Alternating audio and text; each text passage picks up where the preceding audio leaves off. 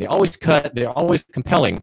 They are about threat and violence. Of course, violence, of course, creative violence to bring about a public good. That's why you have government words in the first place, government laws and codes and East Ridge redevelopment plans and the like. You have words that may sound good, that may make a great point about what we need in society and how we can improve our city, how can we make things safer and healthier and serving public morals better. But the words in the end are cutting words, and they are not Geneva and they're not Helvetica. So I like the very clean type, and all my nostrums of local economy are in Helvetica type. Again, because they're not compulsory, they're all voluntary. All voluntary. That's what my argument is here. David Toulis, the longtime former Presbyterian deacon. I'm still a Presbyterian, but I'm not a deacon at the moment. And I argue in the small type that personal is better than corporate and that physical is better than abstract. And that is a small type because I think you should always make your points by three points. And then if you have supporting arguments, just put them in the footnotes and try to organize your material to make 3 points, never more, never more. Never have 28 reasons for something or 15 reasons for your argument being the best one. Never that many. Always choose by 3, a trinity, if you will, a trinity of argument, and have your supporting facts in the footnotes. And so we argue for the local-centric liberty that is local economy and the free market. And my name is David Toulis. I'm the blogger with the biggest pen, the smartest guy with the bow tie in Chattanooga. And I say bow tie, the whole bow tie business is really not to make anybody feel like I'm proud, okay? I want you to realize that since you don't wear bow ties, you can be the smartest man or woman in your category with a t-shirt, an open collared shirt, or a blouse, all fine, okay? Regular, long tie, neckwear, all of the neckwear is fine. But in the tiny category of men who wear neckties, I'm saying the leading one, okay? So you can be the smartest in your category. And I think one way you can become the smartest in your category is by just tuning in for 5 minutes every day to the David Toulis Show, just 5 minutes. And since it is radio, a very powerful and immediate medium, you'll get what you need to know. And you don't even have to read me, okay? You don't even have to read me. And you can read me today at East Ridge News Online. At East Ridge News Online, Dick Cook has posted the main bar about the East Ridge hoopla and uproar last night. And I've got a sidebar there. So read Dick Cook at East Ridge News Online, and also read my my sidebar, my kind of color feature, somewhat editorial column, perhaps op-ed at that platform. And I'm concerned not just about the facts, but the ideas. And so with the concern about ideas, we want to ask Jody Grant, who was at the meeting last night and who has made a call to Institute for Justice in Arlington, Virginia, about the prospect of litigation, because as Jody sees it, there is the threat of coercive use of lines of words on 25 pages of type, and that would be eminent domain, the condemnation of private property for a public use. Jody, do you really think that that's a real threat in the East Ridge Authority? It's a housing authority's plan. Is it a real threat, Jody Grant? Yes, I sincerely feel it is. Otherwise, I wouldn't have reached out to Robert McNamara as I did, and asking him to simply come in and advocate for the citizens of East Ridge, as we are not legal. Most of us are not able to really understand the documents of the 25 pages that were written by the, the 5 members of this non-elected committee that Mayor Lambert appointed. He created this committee. He didn't even show up to the city council last night. So I did what I knew best to do, is reach out to someone who is not only trained in it, but an expert in eminent domain, and just simply ask to review the documents that are available on the East Ridge government website and take a look and just put a second opinion. Nothing more, nothing less than an email.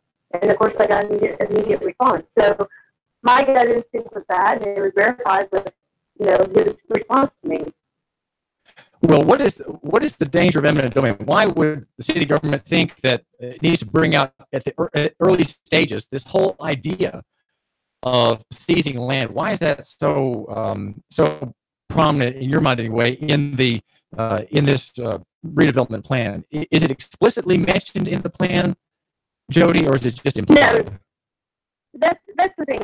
The plan itself is very vague, but the first paragraph of it reads, acquisition of properties, relocation of displaced seeds. It's ominous. It's very vague and it's very ominous, and anyone who has read it can see that. It reads about as fun as VCR instructions, I'll give you that, but if you were to take the time to actually sit down and read it, unlike the city council members of East Ridge, it clearly states what their plan is. There's a lot of legal mumbo jumbo in there. I'm not going to disagree with that, but it clearly states that. And basing it off of the Board of Regents Act, extending it into, as you said earlier, tentacles into these neighborhoods, stemming off of the Board of Regents Act and reaching into these neighborhoods, and it's the concept that after this plan is approved, these 5 members of this committee will have the power to then come in and deem property blight. One of the gentlemen on the committee was in Florida, to my knowledge, and what one person has said, beauty is in the eye of the beholder, and the plan is going to allow these 5 people to have the power. Not that they're going to, and they may say, no, don't worry, we won't take your homes. That's not our plan. But the point is, from the citizens, that these 5 unelected officials will have the power to then take our homes. Whether they want to or not, they will have that control. And that is absolute government interference. Absolutely. Yeah.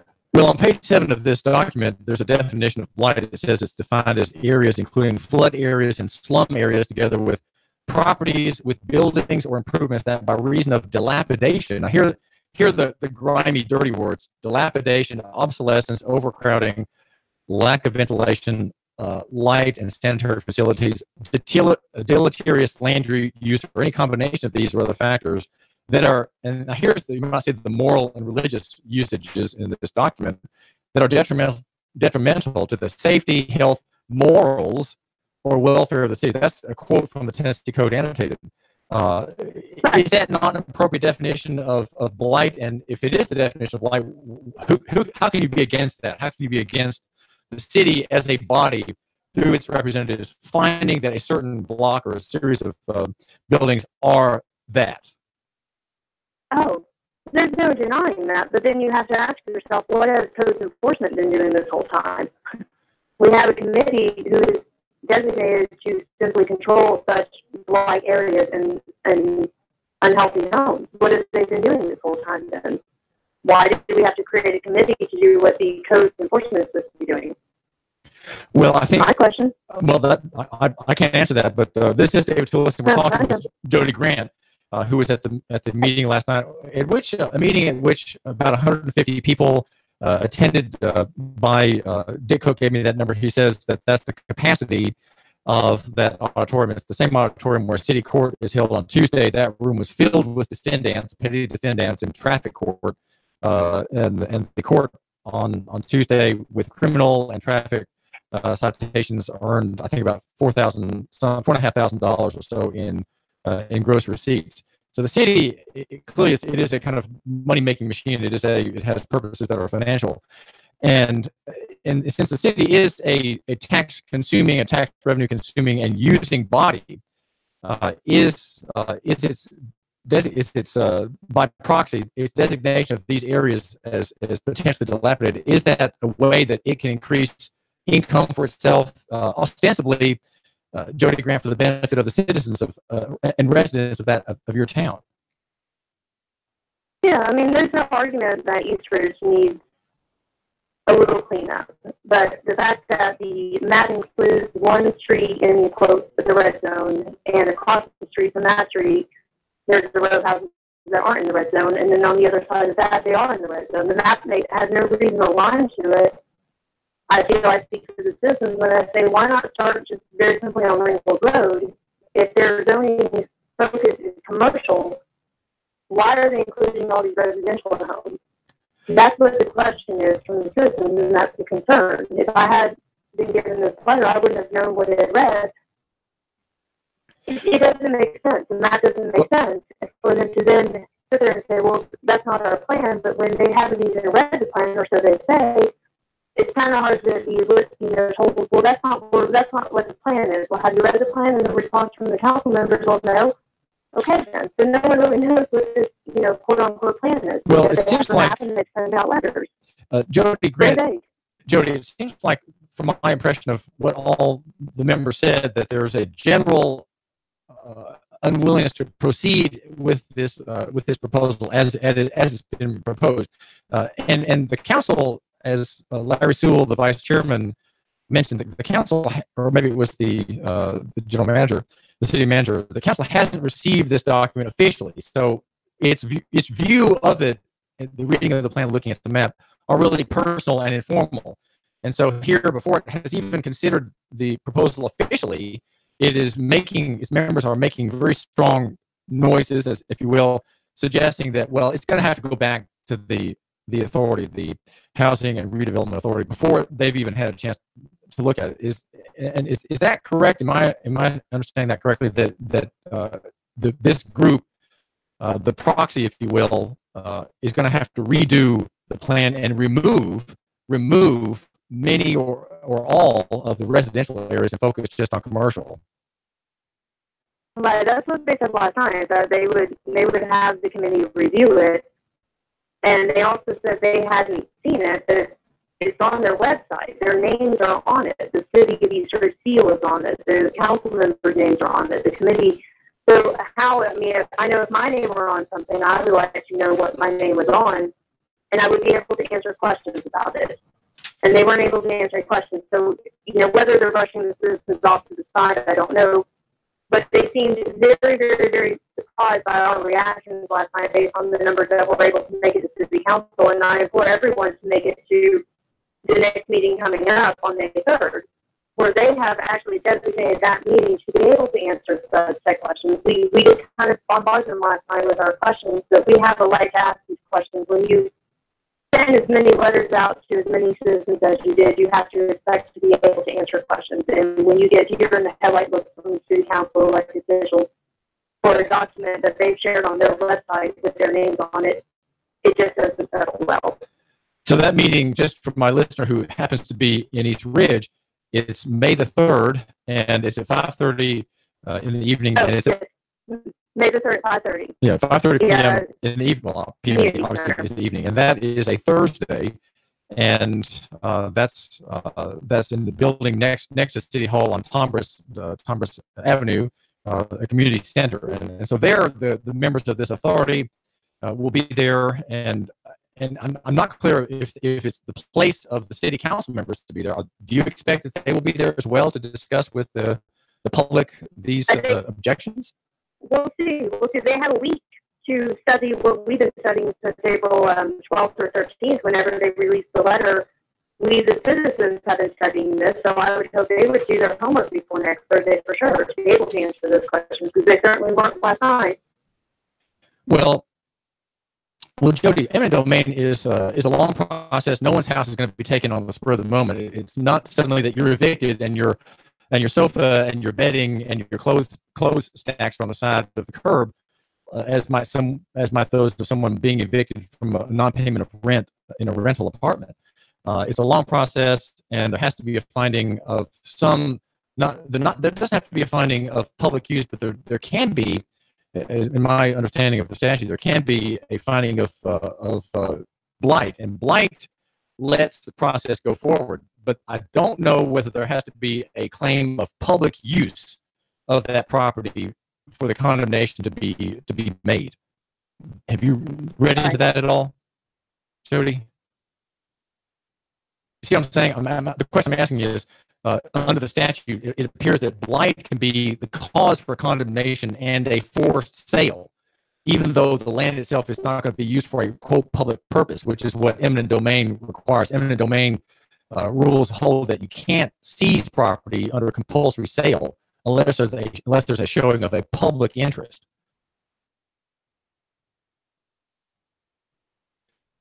Well, this is David Toulis, and we're talking with Jody Grant, who was at the meeting last night in East Ridge. And the whole question of planning is one that intrigues me.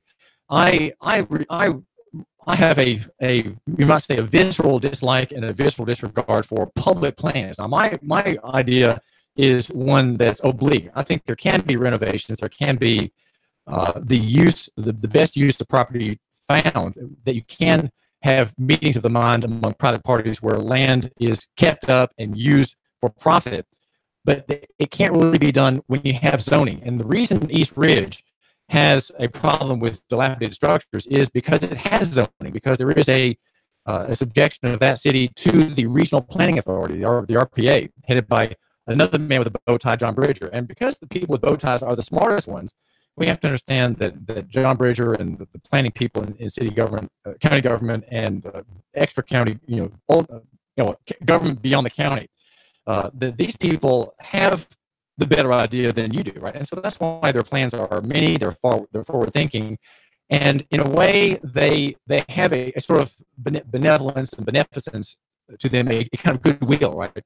But in the end, their structure, the zoning structure and the tax structure, bring about dead zones and bring about malinvestment. These empty buildings, such as Kingwood Pharmacy and other retail structures along Ringgold Road in that town, cannot find their best use. They cannot find renters. The owners of those properties, who may have not paid off the note yet, can't find renters because of zoning at the beginning. And last night, the city council of East Ridge passed, disregarding my arguments about the Constitution, passed an ordinance that allows the city, in a justification of its earlier, its incumbent zoning practices, to regulate the internet, to block the internet, to raise a Beijing wall around the city, one that forbids you to use the internet privately and make a profit by using the internet through Airbnb and like platforms. There are a dozen platforms that let you rent your house out. And so the city wants to seize the marketplace and block the free use of the internet on that point. And the city has done that, disregarding the Tennessee Constitution. And as I point out at EastRidgeNewsOnline.com, as I point out there are three main violations of the law that this ordinance passes. So that ordinance, which was passed really after all the heat had sort of died down in the room, quietly, with really no debate on second reading, that ordinance, as I suggest to you, my listener, is a justification of the pre-existing zoning concept. And that is that your plans have to fit within our plans. We are the sovereigns, and we're going to grant you certain liberties to do what you want to, pursuant to your own private interests, your own personal desires. But you have to conform to the overall scheme, right? You can't contribute to an overall scheme yourself, because we, the planners, we, the zoners, control that. This is David Toulis. Caller, what's on your mind? Hey, good show, Dave. Hey, Mike. Talk with David Allen Carmichael, who you got to remember, we're under occupation. All right, I lost you, Mike. Sorry, lost you, Mike. Your phone cut out. This is David Toulis, and Mike is getting the word in before his phone failed him. And it's a very bold way of putting things, and I prefer to call these the good people. I call the people in Washington the good people. And here he is again. Okay, Mike, have at it. Yeah, sorry about that. I said, if you want justice, go to a whorehouse. If you want to get screwed, go to court. They follow their own rules. There are no rules of court. They do whatever they want to do. I battled in court for constitutional issues for 4 years. They don't follow, and I say they, every one of them, from the north to the south. There's a certain type of personality that goes into jobs, job functions, job titles. Regulators want to regulate. That's why they run for office. We want to do good. We want to regulate. Well, the best they can do is get rid of regulation. They don't understand that. So it doesn't matter who you vote for. The founders had an idea that you go to Congress or go to your local regulator once a year, and then they go home and go to work.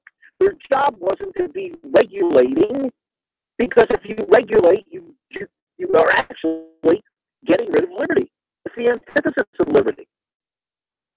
We hire and elect regulators to regulate, and then liars to lie in court. As I've often said, if you're an average common you argue the facts in court, you will lose. And let me tell you what's going to happen civilly. If you fight a civil matter, both lawyers will conspire against you until you're broke, and then they'll tell you to settle. So they love when you fight. Fight over the facts.